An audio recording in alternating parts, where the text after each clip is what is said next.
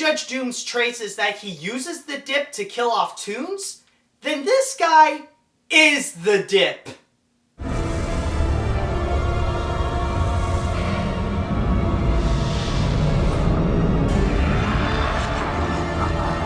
What started out as a Sideshow Bob-style criminal mastermind in the comics and some of the TV shows known as the Phantom Blot, the people at Junction Point Studios decided to take this character and turn him into the giant purple demon you see right now.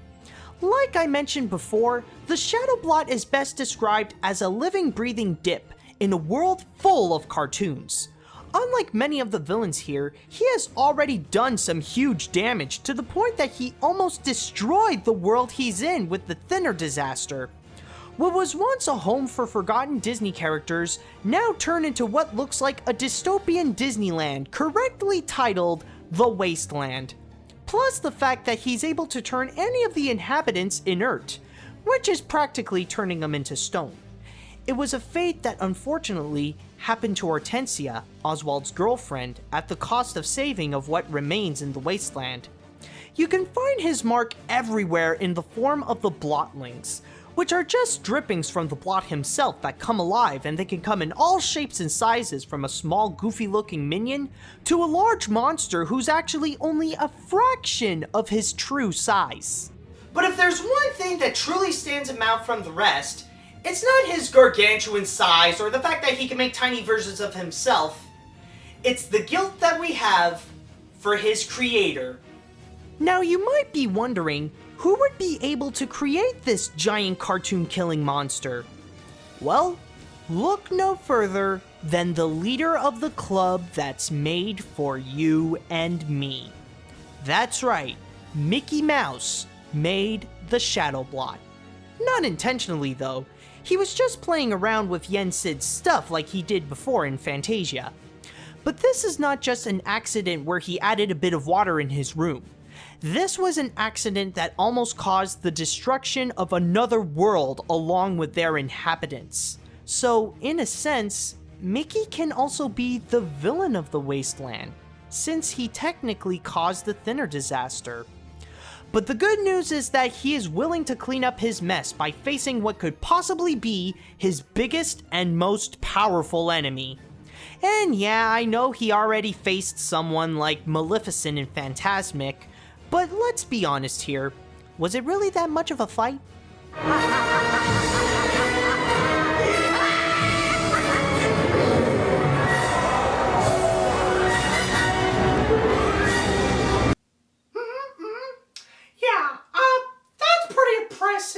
And freaky and all, but you're kind of forgetting something. This is my dream, so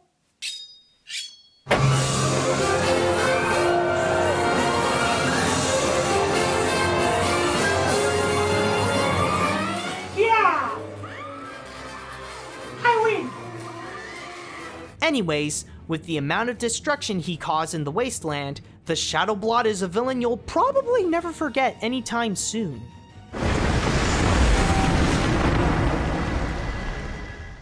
Be prepared.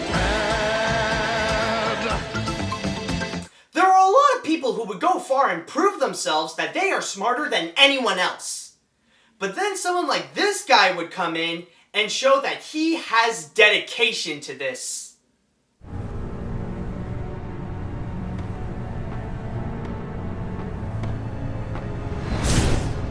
Can I start off by saying that doing research on this guy was probably the most complicated thing I had to do for this list? I like the Kingdom Hearts games, but I wouldn't consider myself a die-hard fan. Like, I've only played the main games and only a few of the handheld ones. Trying to understand one character alone is not enough to just look at who he is.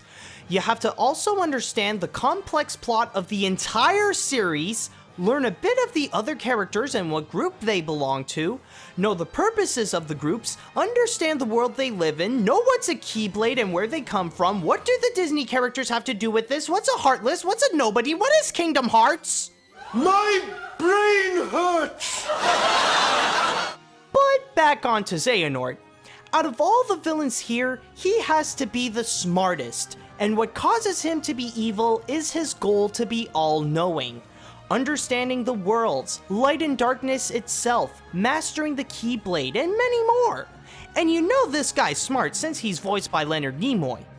With that in mind, he believes that his plan is the only reason why he would wake up in the morning. He doesn't have time for friendships or care about if people would live or die for his actions. In fact, he would use people just so he can be one step closer to his goal, even manipulating Maleficent in order to bring the pieces of his puzzle all together. But the most dangerous part about this guy is that he always has a backup plan. Whenever something fails, he'll just have another plan to go around it so that it can go his way. Not even death can stop him, since he would just transfer his heart to another like he did to Terra. But you guys might be wondering, how does he want to achieve his goal? I mean, if he can think of so many backup plans, what does he have to do to become all-knowing? Well, he wants to start a war. Specifically, the Keyblade War. With it, he would be able to answer the ultimate question. What is the essence of the human heart that weakens us or empowers us? The answer, he believed, would be found in the Keyblade War. What if the challenges of our past were in fact a map to the light and darkness that battles within us all? But in order to start that war, he would have to unlock Kingdom Hearts, which is the source of light. But to unlock it, he needs to make the Keyblade, Kingdom Hearts' counterpart. But since it broke into 20 pieces, 7 parts light and 13 part darkness, he has to retrieve them in the form of 7 princesses of light and the Organization 13. So the 20 people have to collide together, make the Keyblade, open Kingdom Hearts, start the Keyblade War, and then Xehanort would get the true knowledge he needs to create a new universe where light and darkness are equally balanced. You see how complicated this series is? I could be here all day just explaining the bare basics of what those things I said are! My brain hurts too! I have to say that during the making of this list, Kingdom Hearts 3 hasn't been released yet, which is said to be the final part of the Xehanort saga. I'm sure by that time, we'll get to see everything he's got and how far he'll be able to reach his goal. But for now, he has proven himself to be a very powerful enemy and will stop at nothing to achieve his master plan. Master Xehanort, the world's most dangerous researcher. It is a curious tale, and one worth exploring. Be prepared! Being famous isn't as easy as people think. They essentially become bigger targets for murderers, kidnappers, stalkers, and thieves. But what's even scarier for them is if those psychopaths would look at them and say, I am your biggest fan. Buddy? My name is not Buddy! I'm Syndrome, your nemesis and it. Oh, brilliant. A long time ago, there was a boy named Buddy Pine, a charismatic young lad who wanted to be Mr. Incredible's sidekick to help him fight crime. Then one heartbreaking refusal later, he decided to vow revenge on Mr. Incredible and all other supers as Syndrome. It certainly is a tragic tale, but if there was anyone you shouldn't have refused to help you, it was definitely him.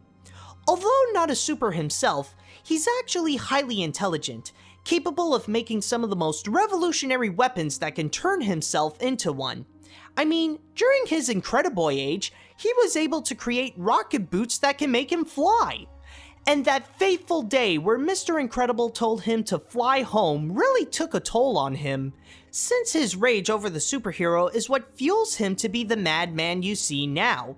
In fact, one of his biggest goals is to have everything about him dead. Not just Bob himself, but also his family, his fame, even his super friends, which he managed to kill off a good chunk of them already. But even if he passionately wants Mr. Incredible dead, that's just a small part of his true mission, in which he calls it Operation Kronos. The structure of his plan is complex like Xehanort's, but easy to understand. His mission is to kill off every superhero alive today that was recorded by the NSA by inviting them to his island to fight his robots called Omnidroids. Once that is done, he'll send them to major cities to wreak havoc, and then Syndrome will come in to save the day. In short, his mission is to kill off all the supers to replace them. But that's not all. And when I'm old and I've had my fun, I'll sell my inventions so that everyone can be superheroes. Everyone can be super. And when everyone's super, no one will be. You know, the scariest part about that plan is not the robots or killing off actual superheroes, but it's actually turning everyone into supers.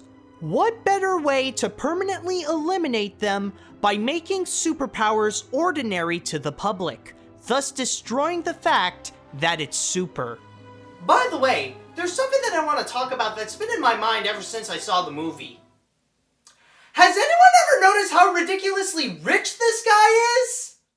I mean, think about it. He owns an entire island with a volcano that's like his base, has hundreds of people working for him, the amount of weaponry and Omnidroids he has made, which must have had millions of dollars behind it, and so much more.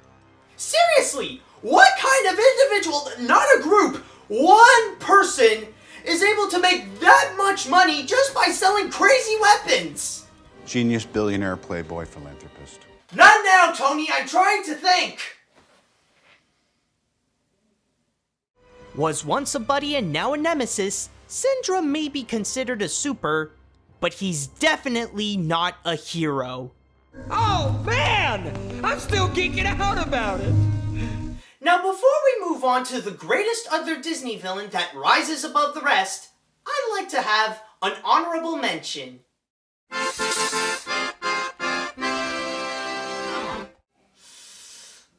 Okay, I will admit that I feel like I have to mention him somewhere on the list, or else I have to face a lot of angry fans.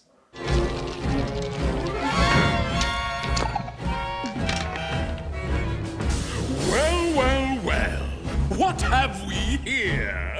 As the boogeyman of Halloween Town, Oogie Boogie is the one who is feared by most. He is as gruesome and freaky as all the other residents of the town, since he's just a sack filled with bugs, spiders, and snakes, but in a way that's very different than the rest. While the others are just scary for fun and for the celebration of Halloween, Oogie truly is a sadistic man. With the help of Lock, Shock, and Barrel, they go out to kidnap people so Oogie can do whatever he wants with them by either torturing, killing, or even eating them. But the most popular characteristic about him is that he is a gambling man, but not a fair one. He always enjoys throwing his dice around, but when the scores look bad for him, he would go and cheat just to make things look good in his eyes. Plus the fact that his lair is entirely casino themed, complete with a big roulette in the center and slot machine henchmen. In many ways, Oogie is like a Batman villain from the TV series of the 60s, revolving his lair, his lifestyle, and even his personality around the fact that he's a crooked gambler. Now they're all pretty interesting facts that would make Oogie Boogie a fun and unique villain, and trust me, he pulled it off very well in the movie. But you might be wondering, why isn't he officially on the list? Well, it's all because of this one question. What are Oogie Boogie's motives again? Seriously, did the movie forget to explain why he's evil in the first place? Why Mr. Oogie Boogie is the meanest guy around? Does he have a goal with what he's doing? I know there are some villains who say that they're evil just because they love being evil, but it feels like something important is missing with this guy. Now there are two reasons that could explain this, but they don't feel like they're concrete reasons that everyone would know about. The first one is that he's actually Dr. Finkelstein in disguise because he wants to teach Sally a lesson. Seems legit, but that was a deleted scene from the movie, so it doesn't count. And the second theory is that Oogie has his own holiday called Bug Day, and because it was so unpopular, it vanished and he went to Halloween Town so that he can conquer it to make it his new home for Bug Day. It's a stretch as a reason, but I wouldn't really consider it because that was explained in the Game Boy Advance game. And let's be honest here, other than Kingdom Hearts, has anyone ever played the Nightmare Before Christmas games? Or even heard of them in the first place? But even without an explainable reason for his ways, Oogie Boogie fills many fans' dreams to the brim with fright. And you ain't going nowhere.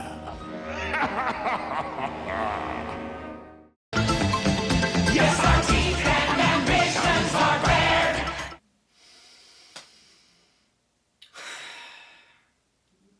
So it has come to this.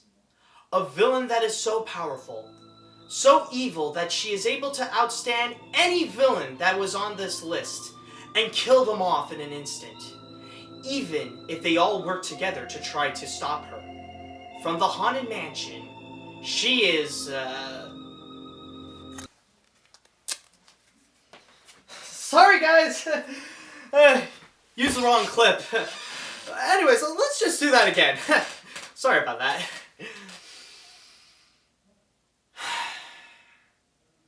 So it has come to this. A villain that is so powerful, so evil that that's a dude.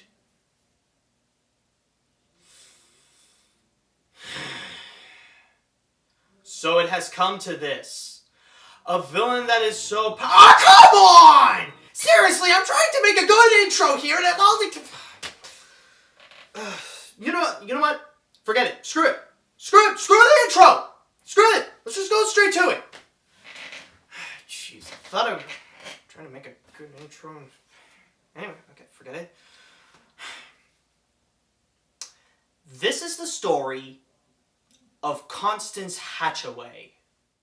Now, her true backstory remains a mystery, but there are some good implications of what could have been. Back in her days, she was a beautiful woman, someone who every man would wish to have in her arms as his wife. Unfortunately, no man has ever experienced that moment with her. Alive. You see, Constance a gold digger, with possibly the most maniacal get-rich-quick scheme you have ever heard. Simply marry a rich man, literally cut his head off with her hatchet, then get the profit. It's because of this plan she is also known to be the Black Widow Bride. Although crazy of an idea, it has proven to work pretty well for her, killing off and taking money from people like bankers, diplomats, successful farmers, and barons. And then there's George Hightower, whom during his time actually owned the mansion. What's interesting about him is that when he died, his head was still intact, unlike her, ex-husband's, but her hatchet still hit his head.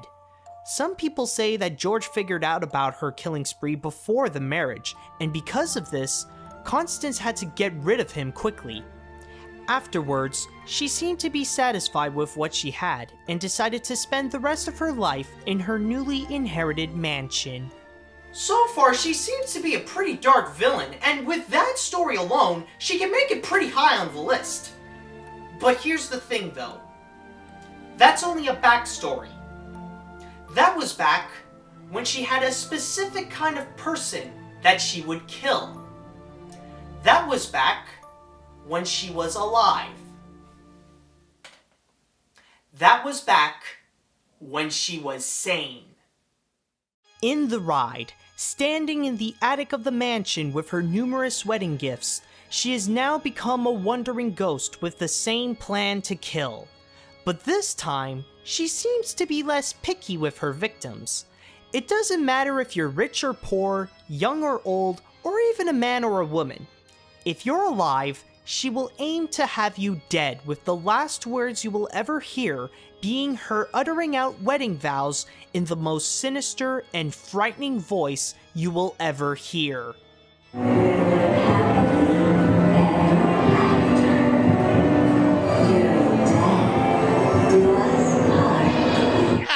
gonna kill you! But I know what you guys are thinking. In the ride, you do manage to escape out the window, and the question of who the Haunted Mansion villain could be is questionable. I mean, you got Madame Liuda, you got Master Gracie, you got the Ghost Host, you got anyone, you know? It could be anyone. But out of all the characters in the ride, and out of all the villains on this list, why is she number 1? It's actually very simple. She doesn't have a big goal to achieve, or a complex plan, or even incredible powers. Unlike some of the other ghosts who seem pretty harmless, there is no doubt that Constance wants you dead. All she has is her hatchet and her bloodlust, and so far, she always succeeds. It also helps that she's literally invincible, since she's only a deadly spirit while you only have your wit's end. You cannot stop or defeat her. You can only try to escape. And if I can be very honest, she's just a part of my fear of this attraction. It would always haunt my head with its music, dark atmosphere, and ghosts like her. But what I fear the most is that one day I would have to go back to the Haunted Mansion with no way of escape, and I would have to face Constance and all the other ghosts out to kill me. And that day Is today!